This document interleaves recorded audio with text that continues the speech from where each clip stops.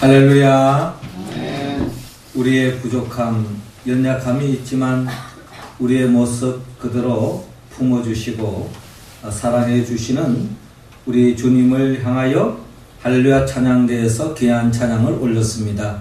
우리 주님께서 영광 중에 받아주신 줄로 믿습니다.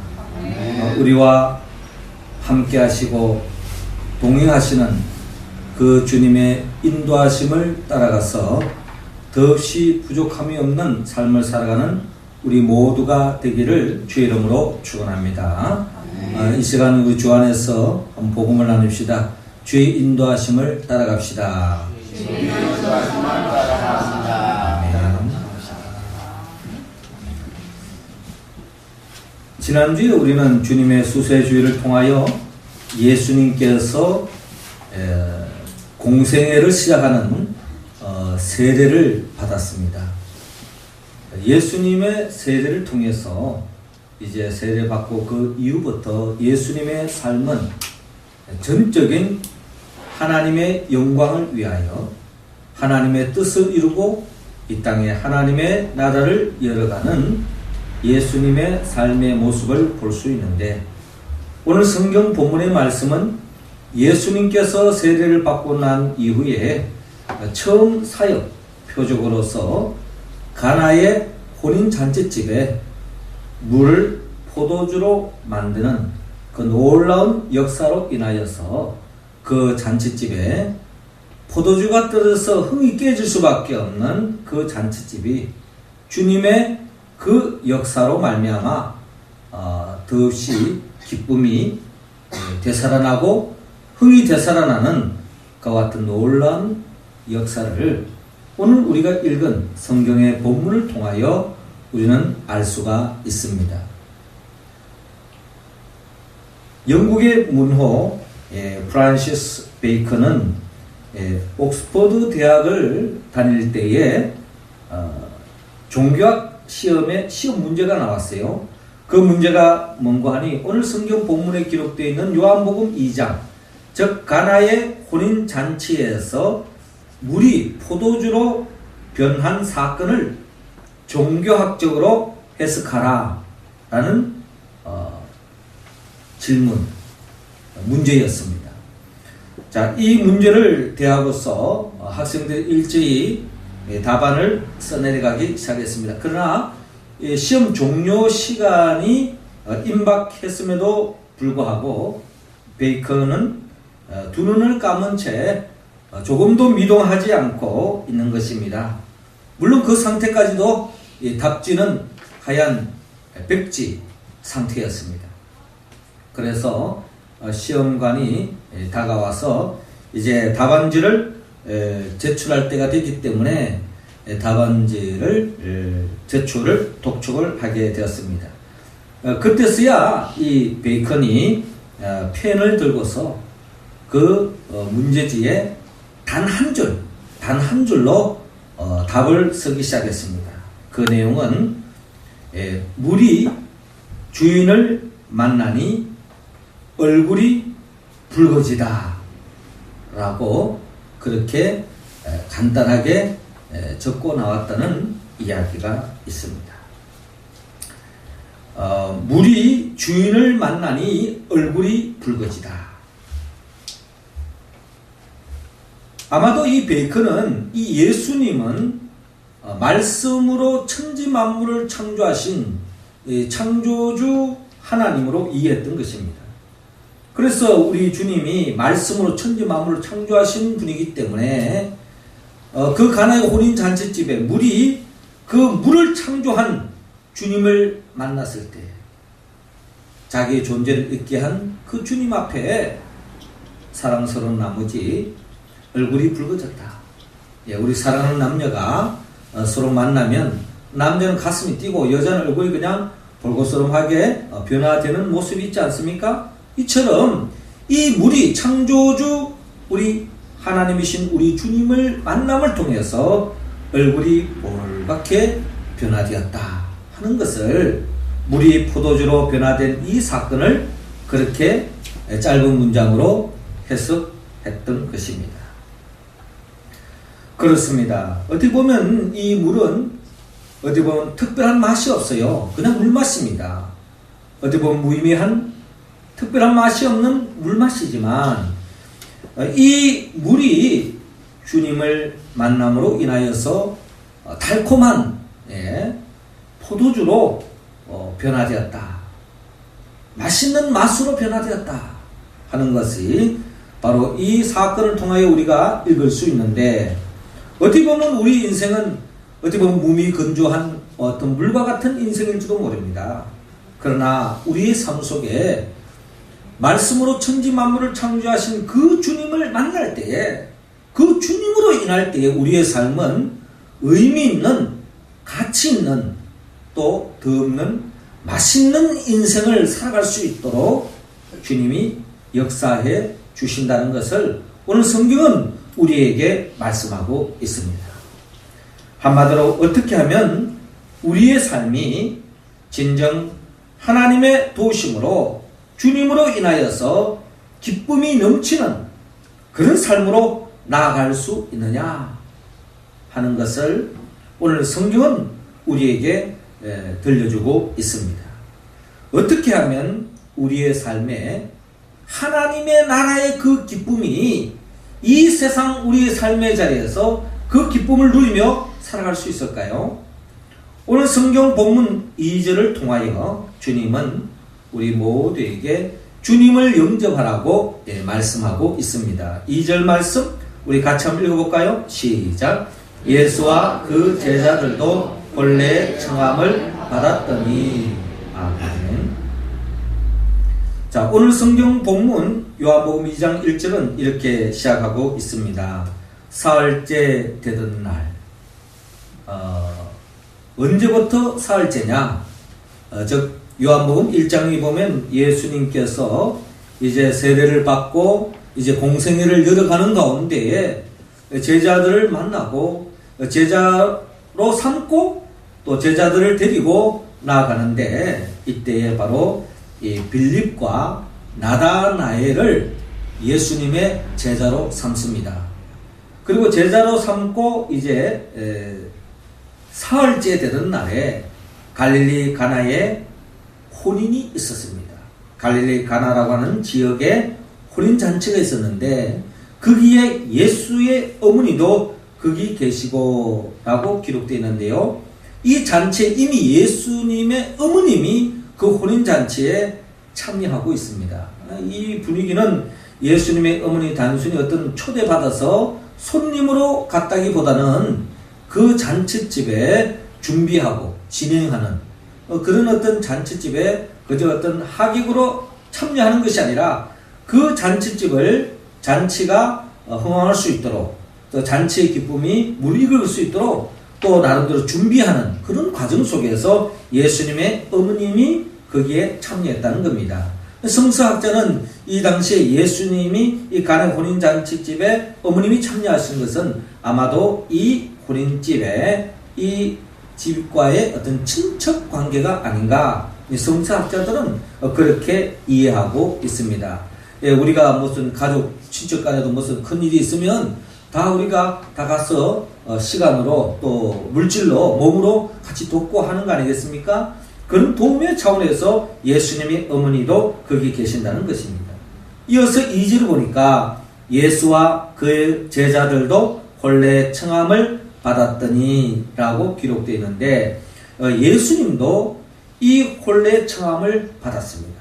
예수님은 이제 어머니와 달리 뭐 특별한 일을 하기보다는 그저 우리가 친척이 결혼하면은 또 참여하는 것처럼 또 그렇게 초청을 받을 수도 있는 것이고, 또 아니면 예수님의 어머님이 이미 예수가 어떤 존재인 줄 알았기 때문에 그 예수님이 이 잔치집에 초대했을 때에 이 혼인잔치가 덧없는 축복을 받는다, 아마 그런 생각 속에서 예수님을 초청하지 않았나 하는 생각을 가져볼 수 있고요. 또 그 제자들도 혼례 청함을 받았다 하는 이 말씀은 이 나다나엘이 예수님의 제자로 이제 따름을 받고 있는데 이 나다나엘의 고향이 바로 가나입니다. 그래서 또 성서학자는 이 혼인잔치집에 이 신랑이 친구가 바로 이 나다나엘이 아닌가 하는 그런 또 추측도 하는 것입니다.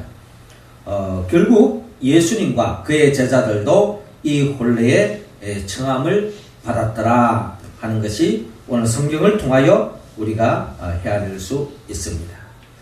그렇습니다. 우리가 이 혼인잔치집이라고 하는 것은 특별한 의미를 가지고 있습니다. 우리 가정사적으로 본다면 뭐 여러 가지 우리 가정적으로 큰 일을 치를 때에 특별히 가장 큰 일이 뭐 결혼식이 아니겠는가. 뭐 아이를 낳는 것도 좀 중요하고 기쁜 일이지만 그 아이가 어느덧 성장해서 장성하게 자라서 또 그 아이가 사랑하는 사람을 만나서 서로 사랑을 확인하고 서로 함께 행복한 가정을 이루고 간다고 하는 것은 이 가정적으로 봤을 때 크다 큰 축복이라는 거죠. 또 그 결혼 당사자 입장에서도 어떻게 보면 인생의 새로운 길이 열려지는, 이제까지는 물론 이제 가족의 한 성원이었지만 또 이제는 가족을 생각해야 되고 가정을 생각해야 되고 더불어 행복을 추구해야 하는 그런 어떤 차원 높은 행복을 추구하는 삶의 첫 발걸음이 바로 이 결혼식이 아닌가 하는 생각을 가지고 올 때에 이 결혼식장에 예수님을 초대했다고 하는 것은 더없는 축복이 시작되어졌다라고 우리는 이해할 수 있겠습니다. 요한복음 1장 12절에 보면 영접하는 자 곧 그 이름을 믿는 자들에게는 하나님의 자녀가 되는 권세를 주셨으니 라고 말씀하셨어요. 그러니까 우리의 삶 속에 예수 그리스도를 영접했을 때에 우리의 삶은 지난날에 내 인생을 내가 주관하는 삶과는 달리 주님이 주관하시고 주님이 인도하시고 주님이 함께 하실 때 우리의 삶은 하나님이 예비하신 축복의 길이 열린다는 것을 성경은 우리에게 말씀하고 있습니다. 요한계시록 3장 20절에 보면 볼지어다 내가 문 밖에 서서 두드리노니 누구든지 내 음성을 듣고 문을 열면 내가 그에게로 들어가 그와 더불어 먹고 그는 나와 더불어 먹으리라 라고 말씀하고 있습니다. 그러니까 누구든지 어떠한 인생이라 할지라도 예수 그리스도를 영접하고 예수 그리스도를 모시고 예수 그리스도를 인도하심을 따라갈 때에 우리의 삶은 더없는 축복의 길이 열리는데 이러한 주님을 모실 수 있는 기회는 누구에게나 열려져 있다는 겁니다. 예수님은 모든 인생을 향하여 마음의 문을 두드리고 계십니다. 오늘 우리 할렐루야 찬양대에 찬양이 있었던 것처럼 우리 예수님은 뭐 잘난 사람, 똑똑한 사람, 뭐 세상적으로 뭐 잘나가는 사람 이런 사람을 다가오는 게 아닙니다.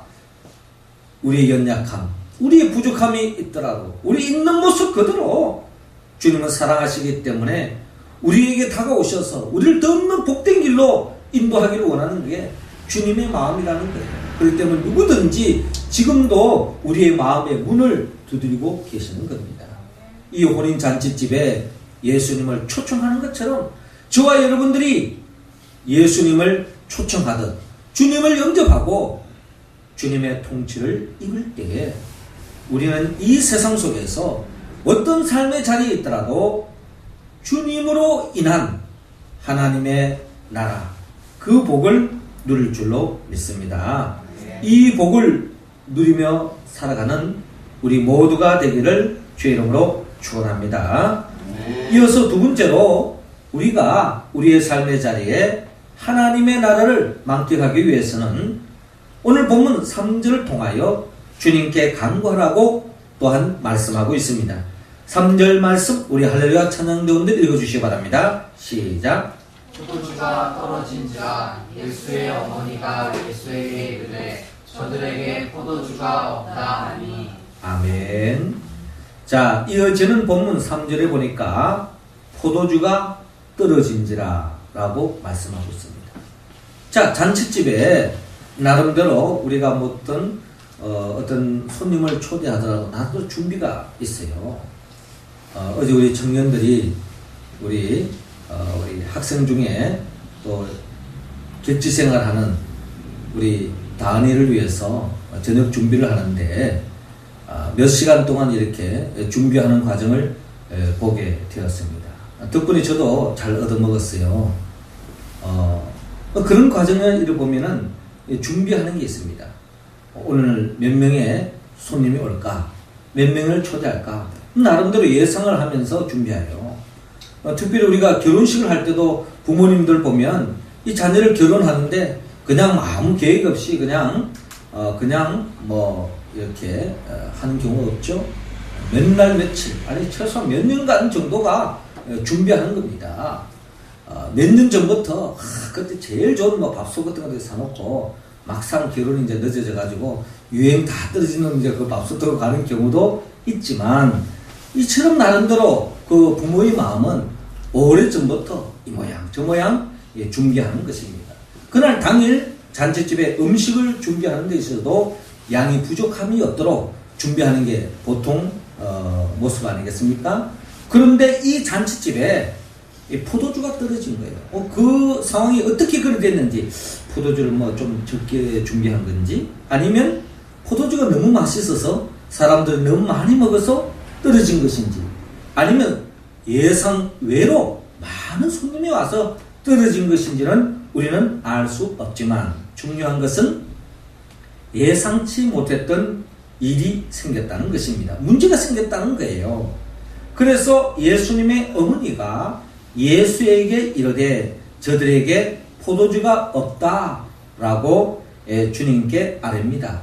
그러니까 예수님의 어머니는 이미 예수님이 어떤 분이라는 것을 어릴 때부터 그 생명이 어떻게 시작됐다는 것을, 성령을 통해서 태어났다는 것을 그는 알고 있었고, 또 천사들을 통해서 그가 예수고 임마누엘이고 그리스도임을 예수님의 어머니 마리아는 이미 알고 있었던 거예요. 그래서 예수님께로 나아가면은 모든 문제가 해결될 것으로 예수님 어머니는 알고 있었던 것입니다. 그래서 이 문제 상황 속에서 결국 예수님의 어머님이 저들에게 포도주가 없다라고 말씀합니다. 이 말씀 뭡니까? 포도주가 떨어졌으니 좀 포도주를 어떻게 좀 만들었으면 좋겠다. 이 주님이 그리스도라면 메시아라면 넘치 못함이 없기 때문에 자연스럽게 주님께 아뢰는, 간구하는 모습을 볼 수 있습니다. 이어지는 이 어머님의 그 간구에 예수님이 대답하시기를, 예수께서 이르시되 여자여 나와 무슨 상관이 있나이까? 내 때가 아직 이르지 아니하였나이다 라고 대답하고 있습니다. 그러니까 마치 이 대답은 조금 우리 정서적으로 받아들이기에 좀 거리감이 있는 듯 합니다. 예수님께서 대답하기를 어머니를 향하여 여자여 라고 이렇게 답변을 하고 있는데, 부르고 있는데, 이거는 뭔가 우리 정서적으로는 좀 이해가 맞지 않는데, 그럼에도 불구하고 헬라어 원문회를 들여다보면은 이 여자여 하는 것을 귀나이라는 헬라어로 표현되고 있는데, 이는 귀네라고 하는 아주 높은 존칭어를 혹격으로 부를 때에 귀나이 이렇게 부르는데, 이것은 마치 왕이 사랑하는 왕후를 향해서 부를 때에 쓰는 용어라고 합니다.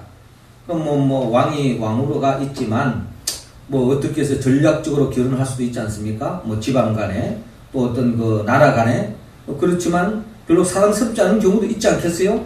그런데 이 귀나이라고 하는 것은 아주 그냥 존경하며 사랑하는 마음을 품고 부르는 호칭이라고 합니다.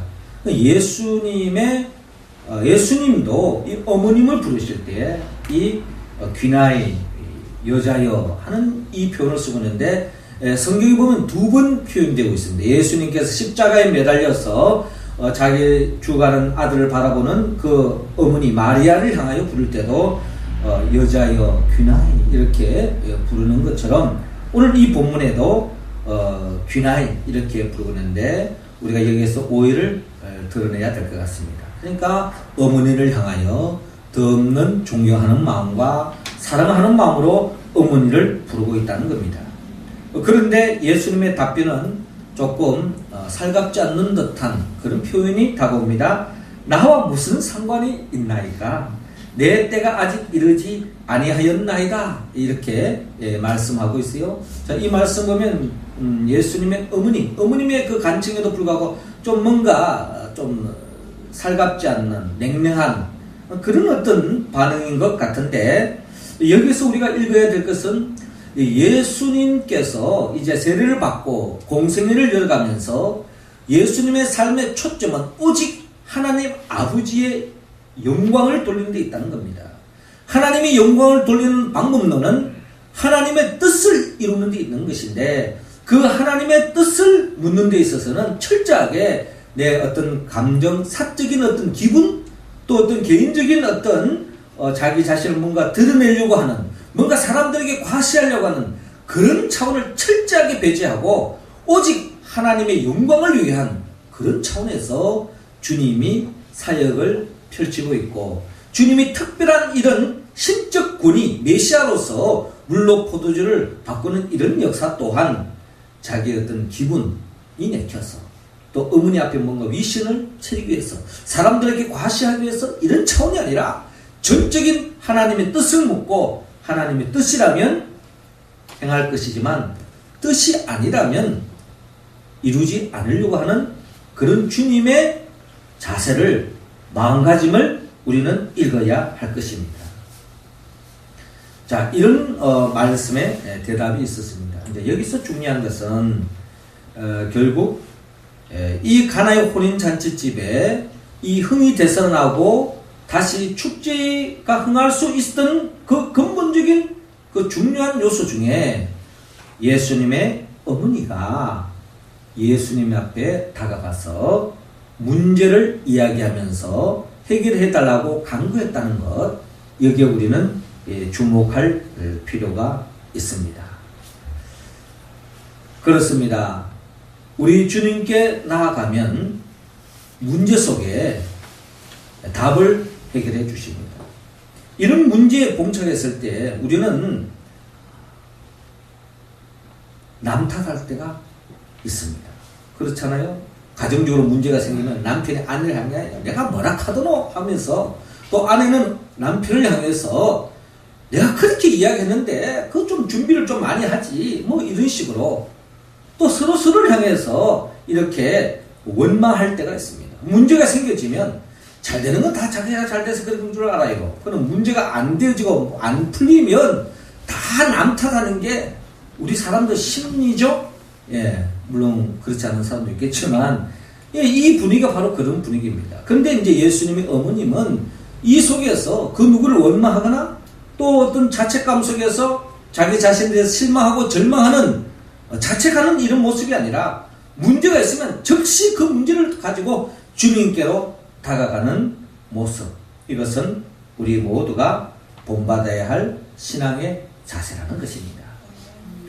우리가 문제가 생겼을 때 그걸 가지고 누구를 원망한다든지 또 속아낼 필요 없이, 문제가 생기면 아하, 기도 제목이구나, 그 문제를 안고 주님 앞에 기도하는 것이 우리의 신앙의 자세인 줄로 믿습니다. 신문을 펼쳐보면 한숨 쉴 때가 많아요. 그러나 믿음의 사람은 이것을 다 기도 제목으로 삼고 하나님 앞에 기도하는 것, 이게 우리의 신앙의 자세요. 하나님이 기뻐하는 신앙인의 자세라는 것입니다. 누가복음 11장 9절에 구하라 그러면 너희에게 주실 것이요, 찾아라 그러면 찾을 것이요, 문을 두드려 그러면 너희에게 열릴 것이니 라고 주님께서 약속하셨습니다. 우리의 삶의 문제 앞에 절망하지 말고 원망하지 말고 문제 않고 주님 앞에 나아가 주님의 이름으로 기도하며 나아갈 때 주님은 우리의 모든 기도를 응답해 주실 줄로 믿습니다. 예기치 않은 일, 예상을 뛰어넘는 일, 우리의 삶의 자리에 언제 어느 순간에 나타날지 우리는 모릅니다. 한 치 앞을 내다볼 수 없어요. 우리가 예상한 대로 다 진행되어진다면 뭐가 문제가 되겠습니까? 나름대로 준비하면 되는 거죠. 나름대로 철저하게 준비하고 예상하고 나름대로 경우의 수를 헤아려서 준비했지만 돌발 상황이 나타날 수 있는 것이 우리의 삶의 자리고, 이 역사 속에서 사건들을 바라볼 때에 흔하다는 것입니다. 이스라엘 백성들이 가나안을 향하여 나아가는 그 길목에 출애굽기 17장에 보면은 결국 아말렉 족속들이 그들의 길을 가로막습니다. 그리고 그들에게 대적해 옵니다. 결국 이스라엘의 장수로서 여호수아가 선발되어지고 여호수아가 이끄는 이스라엘 군인들이 아말렉 족속과 전쟁을 일으킵니다.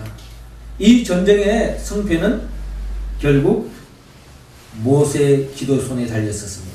모세가 기도하며 하나님을 전적으로 의지하며 기도의 손을 높이 들었을 때에 이스라엘 군대가 이겼지만 기도의 손이 내려오는 순간에 아말렉이 이기는 겁니다. 이 영적 비밀을 알고 모세가 기도의 손을 높이 들려고 했지만 모세가 나이가 있어서 팔이 자꾸 내려옵니다. 이를 알게 된 아론과 홀이 영적 비밀을 알고서 모세의 팔을 같이 받쳐서 올립니다. 전적으로 하나님 앞에 해가 지도록 내려오지 않고 의지했을 때에 결국 이스라엘 군대가 승리하는 것을 바라볼 수 있습니다. 할렐루야. 그렇습니다. 우리의 삶의 자리에 예기치 못한, 예상치 못한 일이 돌발 상황이 진행된다 할지라도 우리가 주님 앞에 기도하면 그 모든 것이 전화위복으로 나아가고 결국 주님이 우리를 승리의 길로 인도해 주실 줄로 믿습니다. 우리가 때를 얻든지 못 얻든지 기도하고 기도로 주님 안에서 모든 문제 해결을 받아서 매일매일 삶의 자리에 하나님의 나라의 기쁨을 만끽하는 우리 모두가 되기를 주의 이름으로 축원합니다. 이어서 세 번째로 주님은 우리 모두에게 우리의 삶의 자리에 하나님의 그 기쁨을 맛보기 위해서는 주님께 순종하라고 말씀하고 있습니다. 7절 말씀 우리 같이 한번 읽어봅니다. 시작. 예수께서 그들에게 이르시되 항아리에 물을 채우라 하신즉 아구까지 채우니. 아멘. 자, 이어서 5절에 예수님의 어머님이 그리스도신 예수님이 어떻게 반응이 나타날지에 대해서는 결국 주님이 하실 일이고 예수님의 어머님이 하인들을 불러서 너희에게 무슨 말씀을 하시든지 그대로 하라 라고 당부하고 있습니다. 그러니까 종들에게 하인들에게 불러가지고 예수님이 응답하실지 않으면 모르지만 그러나 주님이 뭐라고 말씀하시든지 그대로 순종해라. 말씀에 순종하는 길이 하나님의 축복을 열 수 있는 길이라는 것을 예수님의 어머님은 알았기 때문에 무슨 말씀을 하시든지 그대로 하라 라고 당부합니다. 그때에 거기에 유대인의 정결 예식을 따라 두세 통 드는 돌 항아리 6이 놓여 있는데 예수님께서 그들에게 이르시되 항아리에 물을 채우라 하신즉 아기까지 채우니 이제 떠서 연회장에게 갖다 주라 하심에 갖다 주었더니, 즉 이 말씀은 예수님의 말씀하는 대로 그대로 순종했다 하는 것입니다. 그렇게 순종했을 때에 놀라운 역사가 일어나죠. 9절에 연회장은 물로 된 포도주를 맛보고 또 어디서 났는지 알지 못하되 물돈 하인들은 알더라. 연회장이 신랑을 불러 말하되 사람마다 먼저 좋은 포도주를 내고 취한 후에 낮은 것을 내거늘 그대는 지금까지 좋은 포도주를 두었도다. 이 연회장은 이 결혼식을, 이 혼인 예식을 총 진행하는 진행자인 것입니다. 자, 이 사람이 알지 못하게 예수님 의문을 통해서 하인을 통하여서 이미 주님께서 물을 포도주로 만들었어요. 그 맛을 보니 이 맛이 한마디로 끝내주는 겁니다. 이 보통 잔치집 보면은 이 맛있는 술을 먼저 내놨다가 좀 속된 말로 알딸딸해지면 말이죠. 좀 이렇게 좀 등급이 낮는 술을 이렇게 내잖아요. 왜? 술이 좀 취했기 때문에 뭐 좋은 술을 내든 또 이렇게 좀 등급이 낮는 술을 내든 잘 모르는 거예요. 그 처음에는 맛있는 거 내놓고 두 번째는 그냥 대충 이렇게 내는 게 보통 전례인데 사람들이 보통 잔치를 가는 모습인데 어떻게 된지 이 집은 또 술이 또 나왔는데 아주 최상급의 또 술이, 맛있는 술이 또 나왔다는 겁니다. 칭찬이 자자했겠죠. 야, 그 집 진짜 잔치집 진짜 준비 많이 했더라. 참 잘 차렸더라. 뭐 이런 이야기가 허다해지면서 결국에는 뭐 그 기쁨이 누구에 갑니까? 그날 결혼한 그 가정을 향해 더시 축복을 빌게 되어지고 그 가정을 통한 그 기쁨을 누림으로 인해서 그 가정은 이미 그 결혼식을 통해서 행복을 누리는 것입니다. 결국 여러분 이 가나의 혼인 잔치집의 이 놀라운 역사는 결국 예수님의 말씀에 그대로 순종하는 사람들에 의해서 이루어진 것을 우리는 오늘 성경을 통하여 우리는 바라볼 수 있습니다. 만약에 예수 그리스도가 이 가정에 초청되어지고 간구했다 할지라도 순종하는 사람이 없었다면 결국 이 잔치집에 물이 포도주로 변화되어지는 이 역사를 맛보지 못했을 것입니다.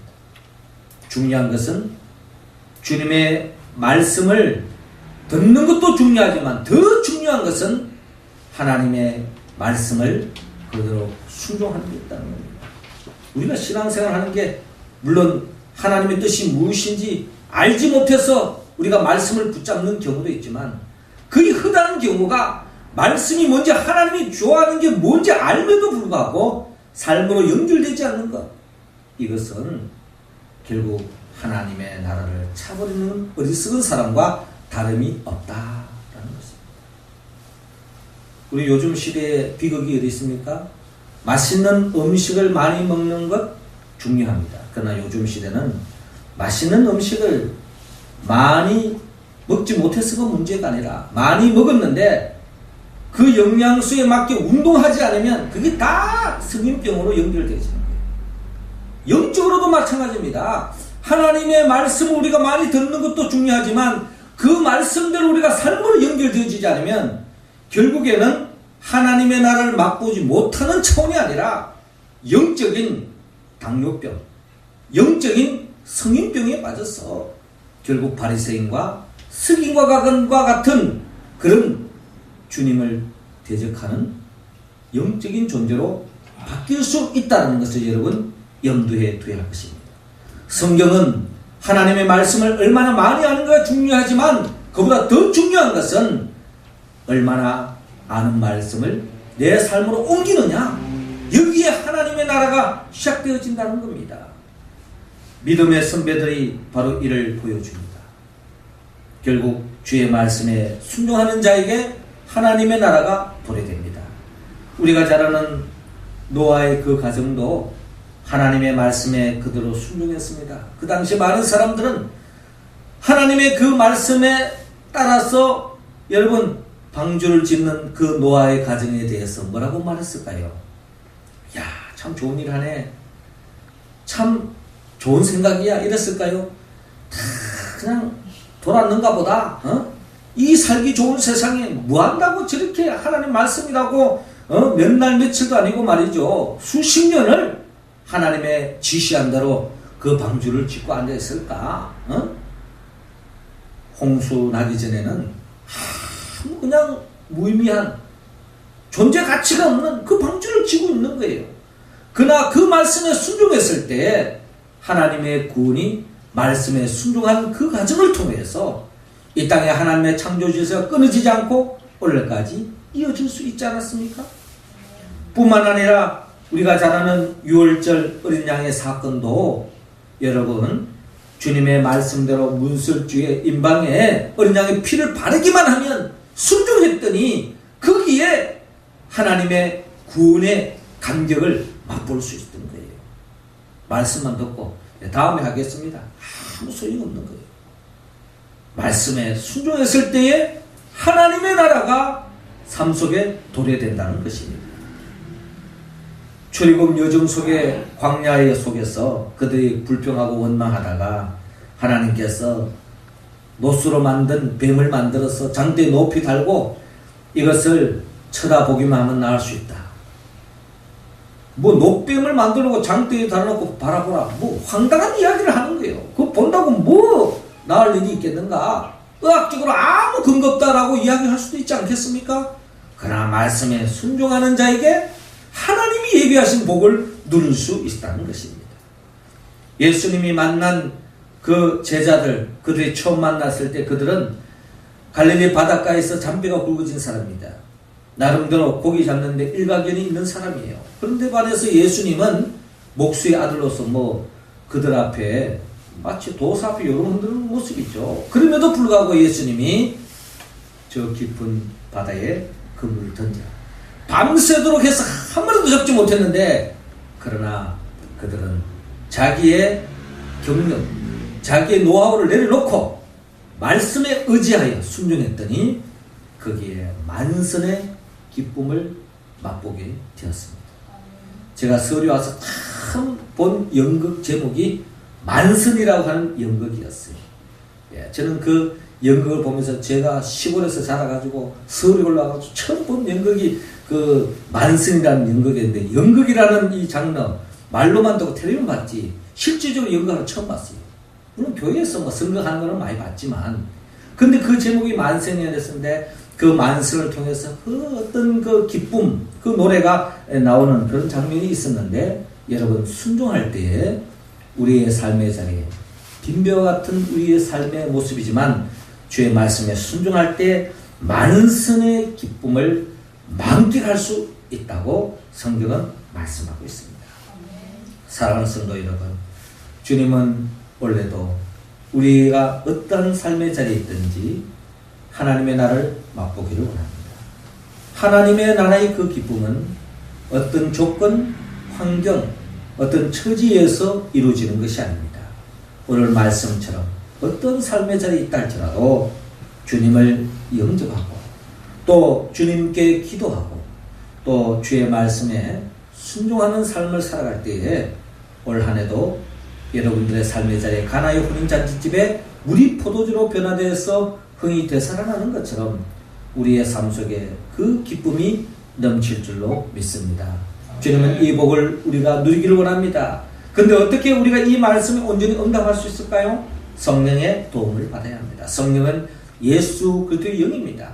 나를 위하여 이 땅에 말씀이 육신에 오셨고 우리 죄를 짊어지고 십자가에 못 박혀 죽으시고 부활하신 그 예수 그리스도의 영 보혜사 성령의 도움을 받을 때야만이 우리는 그저 말씀을 들음으로 그냥 고개 끄덕끄덕하고 아멘 한다고 끝나는 게 아니라 이 말씀에 응답함으로 인하여 더 없는 하나님의 나라가 우리의 일상 속에 작은 데서부터 하나님 나라가 시작되어지고 무의미한 인생이 의미 있고 가치 있고 맛있는 인생으로 변화될 줄로 믿습니다. 아멘. 그 복을 누리는 우리 모두가 되기를 주의 이름으로 축원합니다. 기도드리겠습니다.